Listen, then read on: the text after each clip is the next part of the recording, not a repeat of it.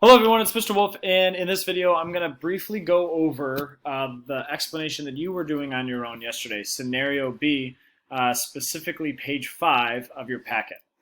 So here, how does germination affect, how does germination have an effect on cellular respiration, and why does it have the effect that it does? So for the claim, all right, by the way, we might actually just wait for the claim, because maybe we don't know it yet. So let's just go on to evidence. All right, and I'm going to pull this away. And for the evidence, we're just going to really describe the trend in our graph. I could use one of these right here to help me out. And in this case, I'm kind of making a comparison. So I'm going to do number 2. Make a comparison between 2 or more conditions. Number 1 is really just describing one condition. So what I said is, hey, oxygen stays the same for non-germinating peas and decreases for germinating peas. Okay. So now we have to explain, okay, well, what does that mean? Is cellular respiration happening more for germinating seeds if oxygen is decreasing more?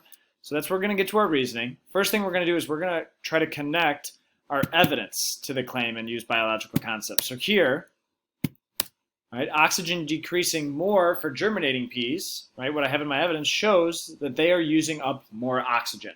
Okay, so I know that they're using up more oxygen, but does that tell me that they're doing more or less cellular respiration? That's where I'm going to connect my claim, connect it back to my claim again using the bioconcepts that I know. So I'm going to say something like, this shows us that more cellular respiration is happening. So this is my claim, that germination increases cellular respiration.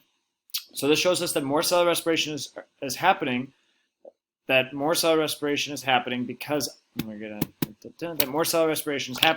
oxygen is a reactant, which will go down more if the process is happening faster. All right. So now I know that germination does have an effect on cellular respiration. Specifically, it increases it. I was able to explain that, but now I need to explain this part, the why. Right, and this is where we're going to use our bioconcepts. Right, in the video yesterday, remember I kind of just reminded you and said, hey, this is what germination is, because by knowing what germination, that'll help you explain why. Right, but in this case, germination is the process by which a seed starts growing into a new plant. Right? This requires a lot of energy that the seed gets through doing more cellular respiration. Now notice, by the way, that I was looking at the terms I need to use, and I was like, shoot, I only used reactant up here. So instead of just ending my paragraph here and saying, the seed, and this would be fine, this requires a lot of energy that the seed gets through doing more cellular respiration. That would be great for explaining the why. But to really show that I could use all these terms, that's when I came back and made sure to use mitochondria, glucose, and energy. So really what I did is I just explained what cellular respiration is a little bit more in detail.